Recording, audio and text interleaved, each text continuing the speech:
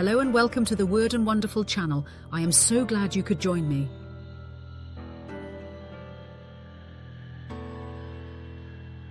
Today we are looking at the 3 films that make up the Unholy Trinity of folk horror. These 3 films are the vanguard of the modern folk horror movement. All 3 are British, the home of the genesis of the folk horror film. Spoiler alert, if you haven't seen these films, you may not want to continue watching this video. A little history before we start. The Jacques Tourneur film Night of the Demon, 1957, based on M.R. James's Casting the Runes, has been seen by horror historians as foreshadowing the folk horror genre. Night of the Demon features isolated rural settings and country residents who believe in the supernatural. The term folk horror was first used in 1970 in the film magazine Kine Weekly by reviewer Rod Cooper, describing the filming of The Devil's Touch, a film that would later be renamed The Blood on Satan's Claw.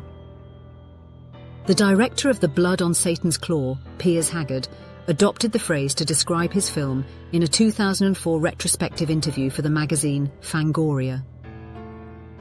Adam Scoville, writing for the British Film Institute, describes the 3 films from the late 1960s and early 1970s as the unholy trinity of folk horror. He says they subvert expectations, having little in common except their nihilistic tone and countryside setting, noting their emphasis on the landscape which subsequently isolates its communities and individuals. The Unholy Trinity consists of the Witchfinder General, 1968, The Blood on Satan's Claw, 1971, and The Wicker Man, 1973. The films laid the foundation for folk horror, weaving history, superstition and rural dread into a uniquely British nightmare. Witchfinder General exposes the terror of religious zealotry during the English Civil War. The Blood on Satan's Claw sees a 17th century village corrupted by a demonic presence.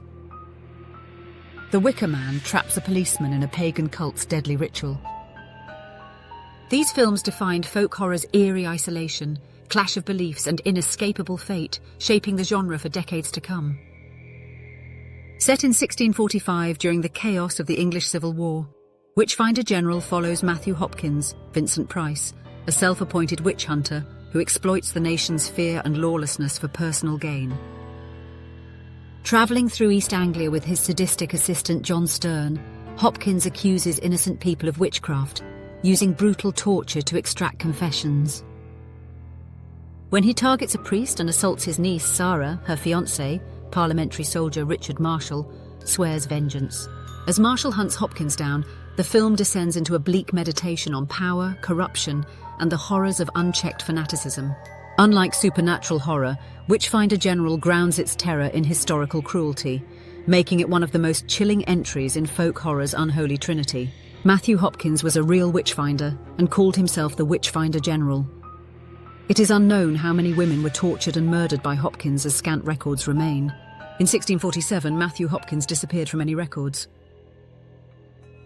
The Blood on Satan's Claw takes place in a remote 17th century English village. A ploughman unearths a strange deformed skull with one glaring eye. Soon after, the local youth begin exhibiting sinister behaviour, led by the beguiling Angel Blake, who lures them into a cult devoted to a demonic entity. As the children grow increasingly violent, carrying out gruesome sacrifices and sprouting beast-like features, it becomes clear that the village is falling under an ancient evil's influence. The skeptical judge must confront the darkness before it fully consumes the town. Blending historical paranoia with creeping supernatural dread, The Blood on Satan's Claw epitomizes folk horror's fascination with rural isolation, pagan resurgence, and the terror of the uncanny lurking beneath the soil. Now I'll turn to my favourite folk horror film, The Wicker Man.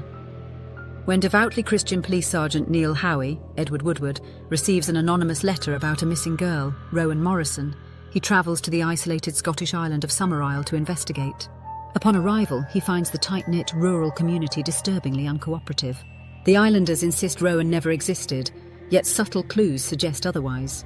As Howie delves deeper, he is increasingly unsettled by the island's pagan customs, fertility rites, lewd folk songs, and eerie May Day celebrations, all encouraged by the charismatic yet enigmatic Lord Summerisle, Christopher Lee. Determined to uncover the truth, Howie learns that the island's crops failed the previous year, and he begins to suspect that Rowan is intended as a human sacrifice to appease the old gods. Racing against time, he follows a trail of deception and misdirection, only to discover the horrifying truth: he was the intended sacrifice all along.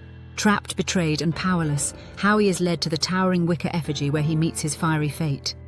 His screams drowned out by the islanders' joyful singing. A masterclass in folk horror, The Wicker Man explores the clash of faiths, the inescapability of fate, and the chilling power of collective belief. With its sunlit dread, eerie folk music, and slow-burning unease, the film remains a haunting, genre-defining masterpiece. So what do you think about the Unholy Trinity? Which of the films is your favourite? Let me know in the comments.